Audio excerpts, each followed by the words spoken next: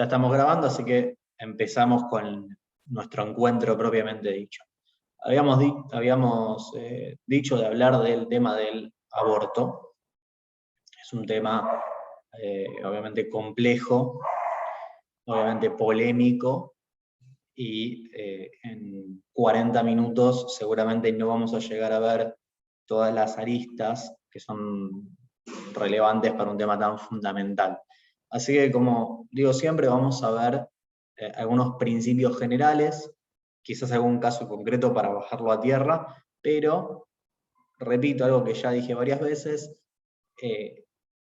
hay que ir caso por caso, y cuando yo doy una regla general, después hay que ver cada situación particular, cómo esa regla se expresa en la práctica. O sea, no es que tenemos que trasladar, copiar, pegar y solucionamos el problema, sino que hay que ver cada situación específica y analizarla con sus detalles particulares. Dicho esto, podemos empezar con nuestro tema. En primer lugar, tenemos que definir de qué estamos hablando cuando hablamos de aborto.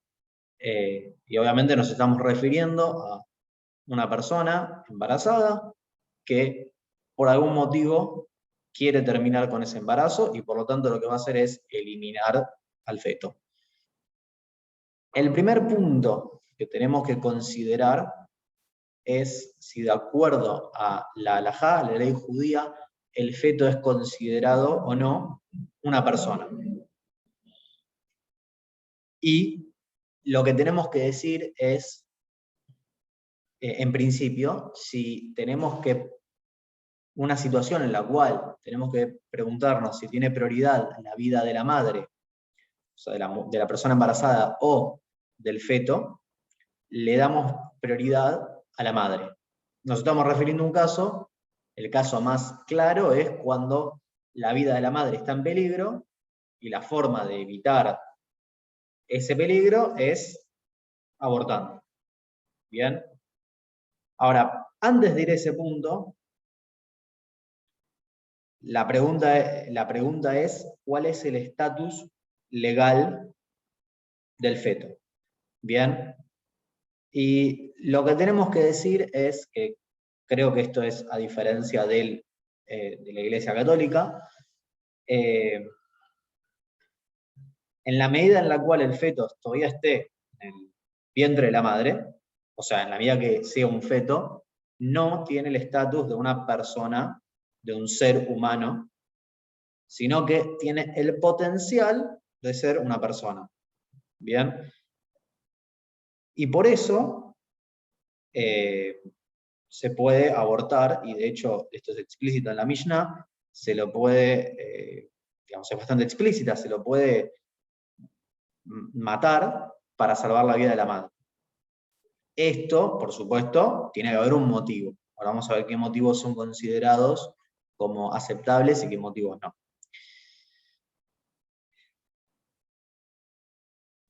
Ahora, esto implica que un feto no tiene ningún valor, no, de ninguna manera.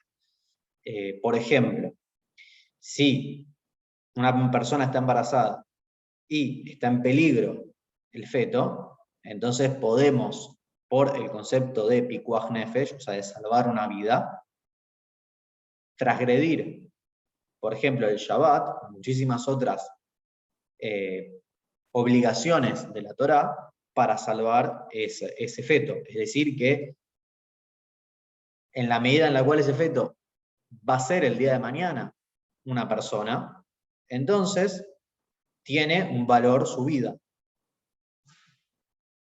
Bien. Hay un punto que es interesante, que me parece que hay que tratar cuando hablamos de esto, que es que hay la Torá trae una diferenciación muy particular cuando habla del aborto, que es que diferencia la halajá entre lo que es el aborto de un judío y el aborto de un no judío. Y diferencia de una manera muy, muy extraña, porque el aborto, en el caso de un judío, pertenece al derecho civil, y en el caso del aborto de una de un no judío, estamos hablando de derecho penal. O sea, en otras palabras, el aborto, cuando lo realiza una persona que no es judía, es un asesinato. En cambio, cuando lo realiza un judío, no lo es, no es un asesinato. Obviamente estoy hablando de casos en los cuales estaría prohibido abortar, ¿no? Esto, más allá de que sale de una exégesis de un versículo de la Torá, que es Génesis 9:6, bien, que dice, Shefoch dam Adam be Adam, damoy Shafech, que beselem Elohim, asat Adam, o sea, el que derrame sangre de una persona en la persona, su sangre va a ser derramada, porque a imagen y semejanza, a imagen de Dios se hizo al ser humano, y acá es donde está el juego, ¿no? Shofech, perdón, Dam, Adam, va Adam, Damoy Shafech, o sea, Adam va Adam, o sea, un ser humano, una persona en una persona. Este es un poco digamos, de acá sale, obviamente de manera exegética, no es el sentido literal. ¿Qué es una persona que está dentro de una persona? Bueno, el feto. Ahora, esto nos puede llegar a pensar que cuando un no judío realiza un aborto, es más grave que cuando lo realiza un judío. Y, por otro lado, que habría casos en los cuales un judío podría abortar y un no judío no podría abortar. La respuesta es que no, esto es falso. Cualquier caso en el cual un judío puede abortar, también puede abortar un no judío y viceversa. En la práctica no hay ninguna diferencia. Esta diferenciación la introdujo el Talmud. ¿Por qué? Porque en la época de la antigüedad clásica, la civilización greco-romana, era muy común el aborto, y incluso el infanticidio. Entonces, por eso, la Torá, para contrarrestar esa tendencia de la sociedad, especificó que en el caso de los no judíos era una cuestión de derecho penal, es decir, que la persona que abortaba abortaba sin un motivo válido, tenía pena de muerte, o sea, era considerado un asesinato. O sea, no es porque lamentablemente en ese momento era algo muy común el aborto, y por eso se puso más estricta la Torá con los no judíos que con los judíos. Bien, en otras palabras, lamentablemente, en esa época, la sociedad romana devaluaba o no le daba valor a la vida humana. Y por eso esta cuestión tan particular de considerarlo parte del derecho penal y no del derecho civil. Ahora, yo decía antes que el caso en el cual estamos todos de acuerdo que se puede abortar, y de hecho quizás se debe abortar, es el caso en el cual peligra la vida de la madre. Ahora, hay otros casos en los cuales no es tan claro. Por ejemplo, ¿qué pasa si la vida de la madre no está en peligro, pero puede llegar a tener problemas graves de salud? Por ejemplo, quedar ciega o quedar sorda, o si se sabe que el feto va a nacer con una enfermedad terminal, o va a sufrir mucho por algún motivo, o va a tener algún tipo de discapacidad. ¿Bien? Y acá es donde empiezan los grises y hay mucha discusión entre los distintos poskim, es decir, entre los legisladores de la halajá, de la ley judía. Hay algunos que toman la posición más extrema, más estricta, mejor dicho, que prohíben el aborto en cualquier circunstancia que no sea peligro de vida claro e inminente de la madre. ¿Bien? ¿Por qué? Porque estaríamos yendo en contra de la prohibición de asesinar. Ahora, hay otros que son más benévolos, o no benévolos, menos estrictos. ¿Por qué? Porque no consideran que se esté transgrediendo la prohibición del asesinato con un aborto, sino otras prohibiciones. Por ejemplo, la prohibición de causarse daño al cuerpo de la persona. ¿Por qué? Porque digamos, al cortar al feto, al matar al feto, claro, sí, el Tzitz Eliezer, por ejemplo, creo que te referís, y sí. Perdón, al matar al cortar al feto, se estaría cortando un miembro de la persona, y esto es también una discusión en el Talmud, que no voy a entrar, pero si el feto es considerado parte del cuerpo de la madre o es un ser independiente. Esto ya se discute, si no me equivoco, en Baba Batra.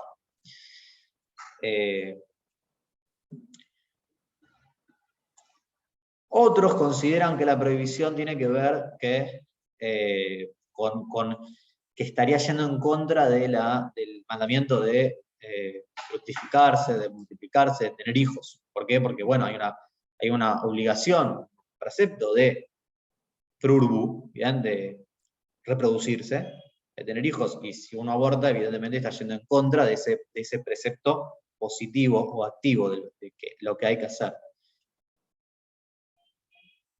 Entonces, de acuerdo a todas estas opiniones, hay ciertos casos en los cuales, dado que el aborto no es un asesinato, en los cuales se podría permitir abortar en determinadas circunstancias que tienen que ver con, básicamente, preservar la vida de la madre, o la salud específica, no necesariamente la vida, sino, como decía antes, si va a tener graves problemas de salud por el embarazo, o porque va a quedar, no sé, ciega, sorda, se le va a tener que amputar algún órgano. Habría que ver, obviamente, como decía antes, cada caso en particular, hasta dónde se puede o no, pero simplemente quiero plantear que bajo esta perspectiva hay situaciones en las cuales no hay peligro de vida de la madre, luego hay peligro de salud, y sin embargo se puede abortar. Bien. Ahora, acá quiero hacer una aclaración muy importante, que es, si se va a abortar,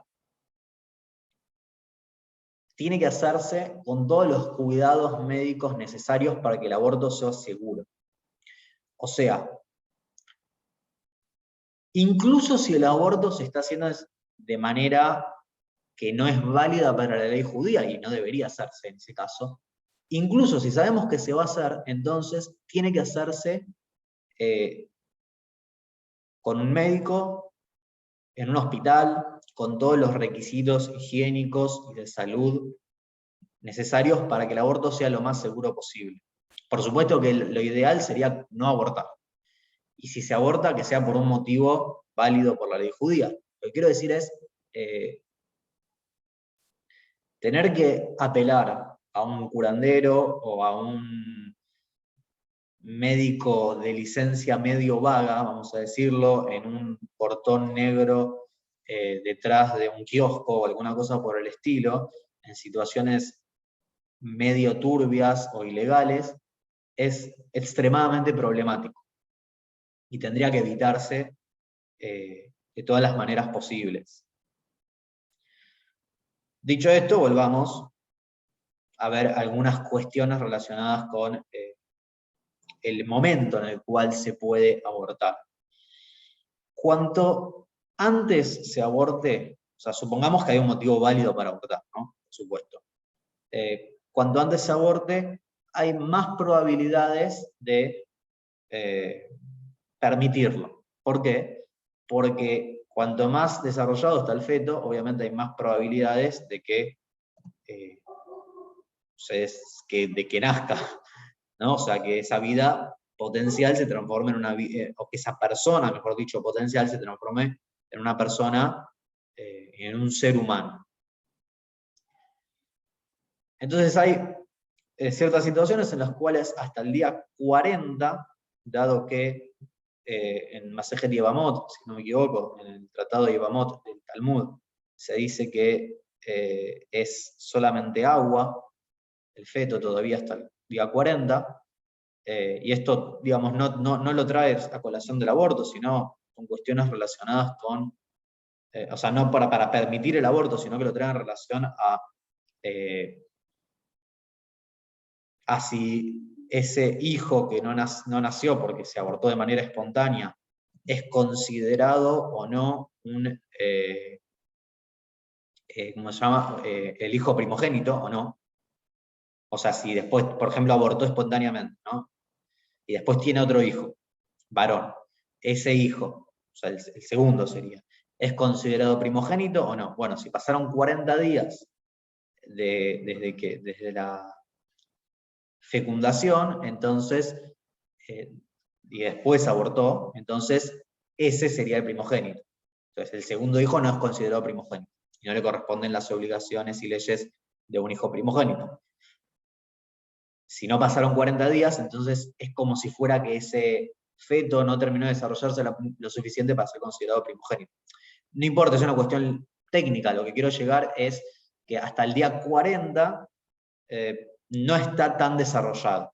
Entonces, en caso de mucha necesidad, se podría permitir el aborto en determinadas circunstancias que después del día 40 quizás no se permitiría. Bien. Obviamente, en el caso en el cual se ponga en peligro la vida de la madre, se puede en cualquier momento del embarazo. Pero del embarazo, una vez que ya nació el bebé, una vez que ya salió del vientre de la madre, por más que esté poniendo en peligro a la madre, ya no se lo puede matar porque ahí ya se considera que es un bebé, una persona, y no un feto que es una persona en potencia.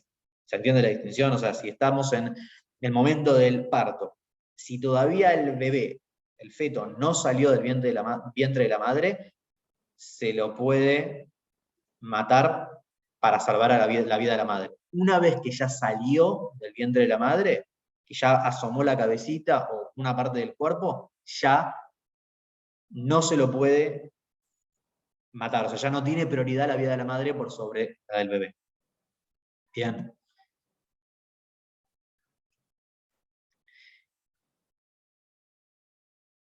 Entonces yo antes había dicho que hay situaciones que son un poco grises. Por ejemplo, ¿qué pasa si el niño, el feto, se sabe que va a tener una enfermedad terminal muy grave, crónica y que no se puede evitar?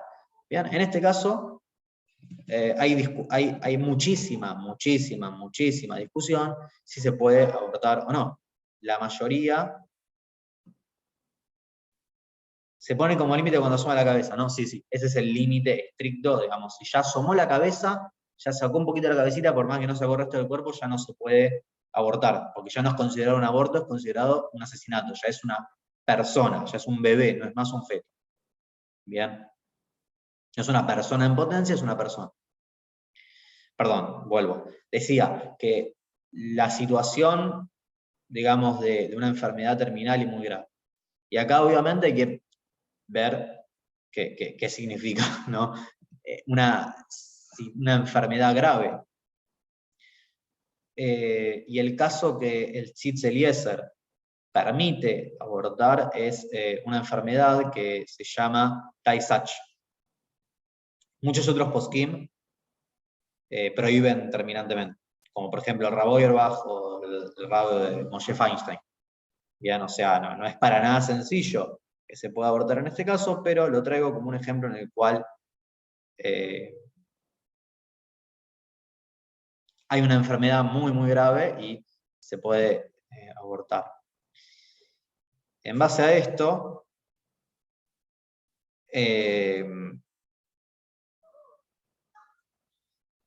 algunos intentan estirar, vamos a llamarlo, este permiso, ¿no? Hasta qué tipo de enfermedades o de síndromes, ¿bien? ¿Qué tipo de discapacidades? Por ejemplo, si se sabe que un feto tiene síndrome de Down, ¿se puede abortar? Bueno, en este caso, la amplia mayoría va a considerar que claramente no está permitido abortar a una persona que tenga síndrome de Down. ¿Por qué? Porque si bien esta persona va a tener una vida distinta a una persona que no tiene ninguna discapacidad, claramente va a tener una vida fructífera, plena, y si bien va a tener que tener ciertos cuidados específicos, claramente no es considerado un caso de una enfermedad grave que va a llevar una vida realmente sufrida. Puede haber situaciones súper extremas en las cuales los padres realmente no se sientan preparados o capaces de criar a ese hijo, etcétera, etcétera, pero en principio claramente no es un caso en el cual se pueda abortar. Como siempre digo, hay que ver casos particulares. Bien. Acá llega un punto que es muy interesante, que tiene que ver con si está bien o está mal, o es muerto. El feto se deduce de, bueno, sí, acá este es un buen punto. Después si querés lo vemos bien, pero hay una diferencia entre la exégesis cristiana y la exégesis judía, y también lo que trae Flavio Josefo o Filón. Sí, es un buen punto esto de Gemot que trae acá Paulo. Si querés lo vemos después. Quiero ir a lo concreto, pero sí es un buen punto de dónde surge la prohibición del aborto. En base a esto decía, surge una pregunta, que es que si es mejor o no hacer testeos prenatales. ¿Bien? En el momento del embarazo, ¿es mejor o no hacer testeos para chequear si este bebé va a tener, este feto va a tener una determinada enfermedad? No.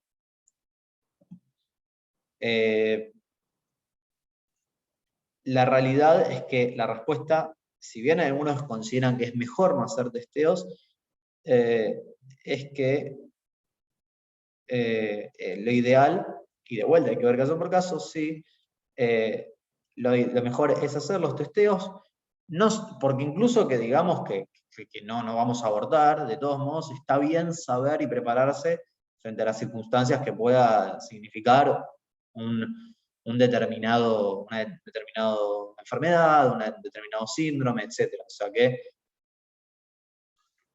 lo ideal sería sí hacer los testeos, pero bueno, también acá entra, por supuesto, entra en juego la decisión de cada pareja, y no vamos a meternos en esa cuestión privada, ¿no?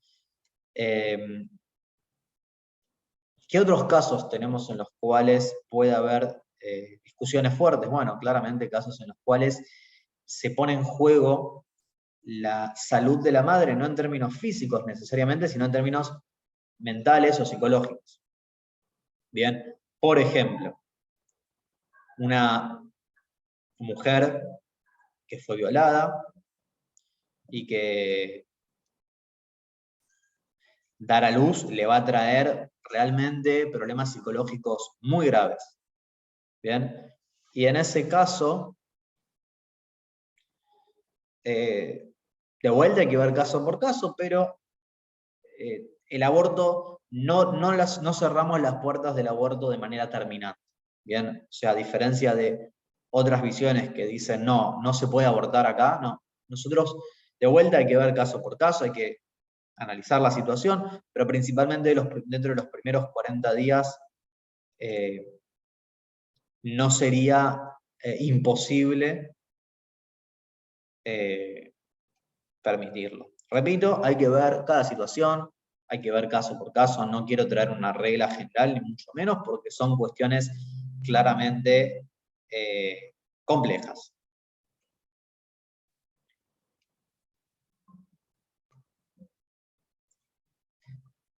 Ahora,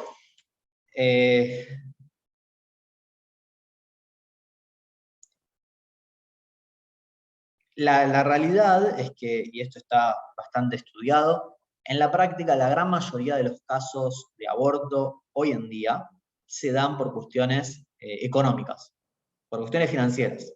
O sea, una persona siente que no va a poder mantener a un hijo, a una hija, entonces decide abortar.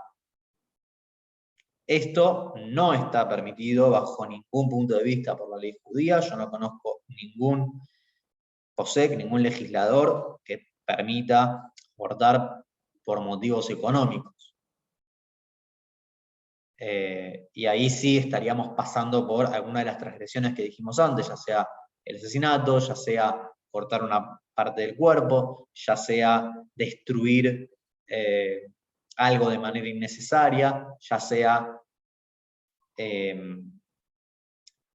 ¿cuál me está faltando? Ya sea, está faltando una más, habíamos mencionado.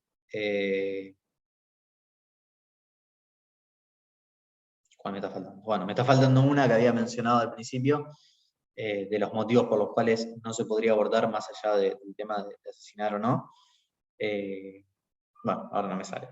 Pero esto es importante aclararlo porque sabemos que en la práctica, en la mayoría de los casos en los cuales se aborta, esto se ve en las estadísticas, es por cuestiones que no son ni de salud de la madre, ni de salud del feto, ni de peligro de vida, sino que tienen que ver con cuestiones financieras, económicas, materiales. Bueno, en este caso no estaría permitido el aborto.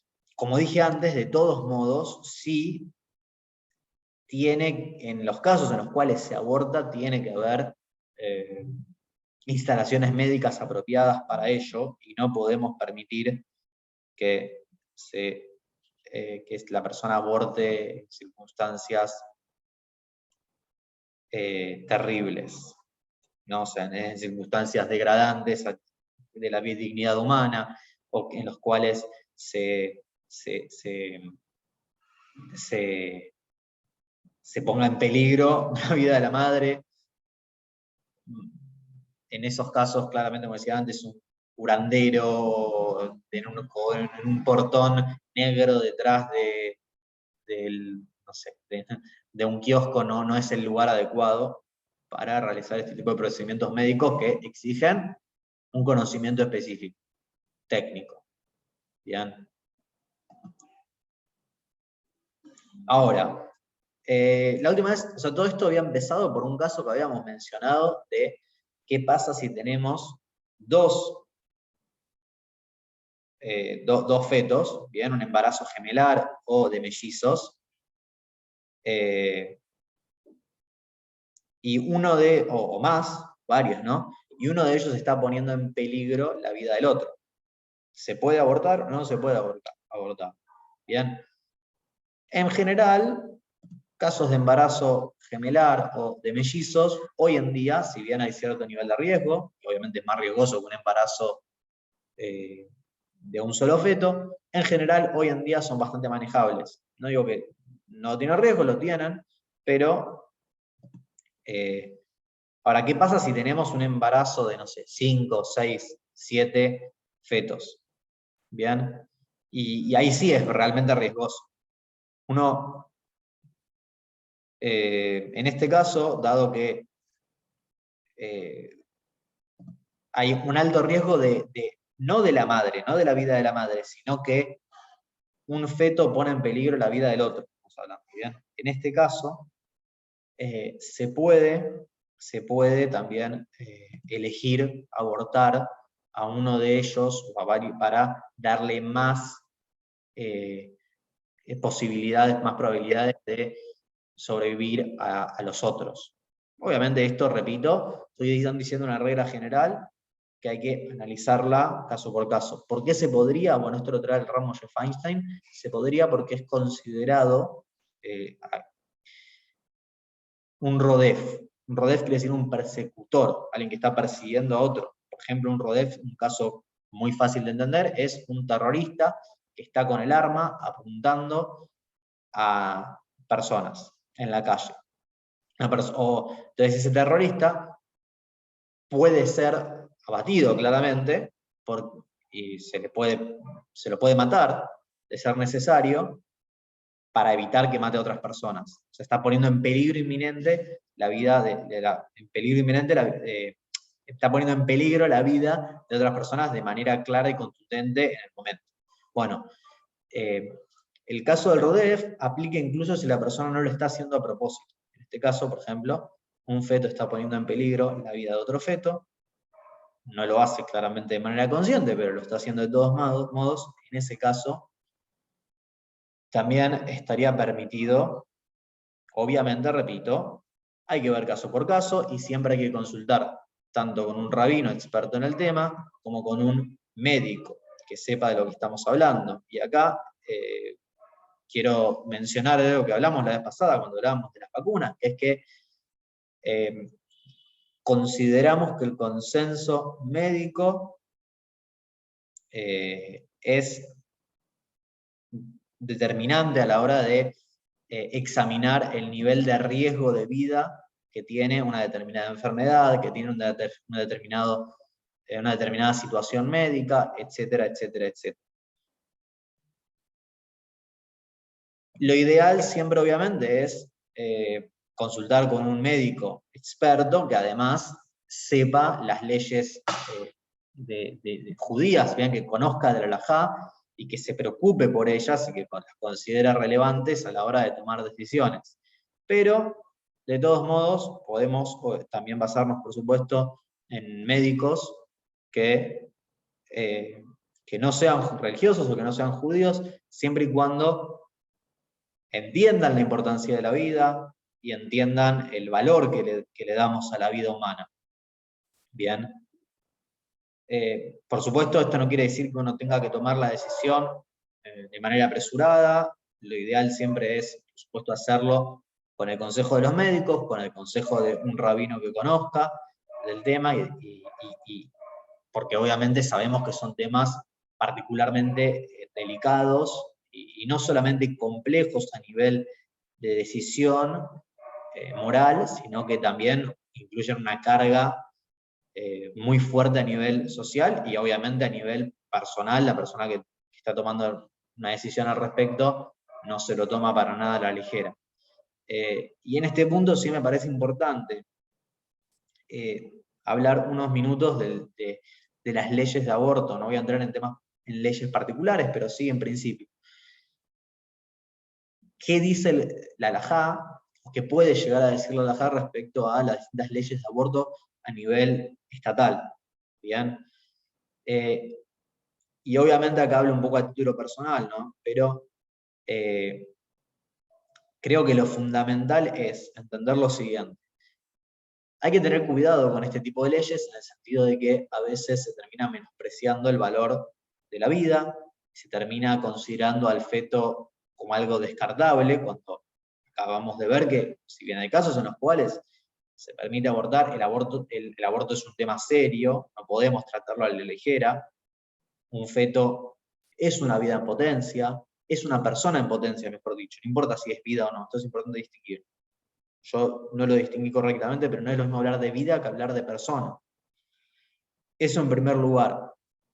Por otro lado, y reitero lo que dije antes, sí es importante dar condiciones de higiene, de salud, de salubridad, y no podemos dejar que el aborto se haga de manera clandestina, por ejemplo. Entonces, ese equilibrio es bastante difícil de llevar a la práctica. En ese sentido, creo que es sano discutir el aborto de manera pública, en la política, y no dejarlo como algo escondido, subterráneo, cuando realmente ocurre. Por otro lado, esta discusión tiene que hacerse de manera muy seria, de manera muy responsable, y como dije, yo lo que estoy dando acá son simplemente algunos esbozos, algunas puntas. No estoy trayendo toda la complejidad del tema, y quizás lo estoy trayendo de manera un poco técnica, un poco seca, en este caso sí, en este caso no, y realmente obviamente esto amerita también discusiones que van a lo profundo, que van a las bases, que van a la moral y no solamente a lo técnico. Simplemente lo traigo para tener un pantallazo general. Bien, dicho esto, cierro el Zoom y bueno, el que quiera puede volver a entrar y traemos el espacio de debate, de preguntas, y si quieren empezamos con lo que mencionó acá Paulo, que me parece interesante, de Shemot 21-22.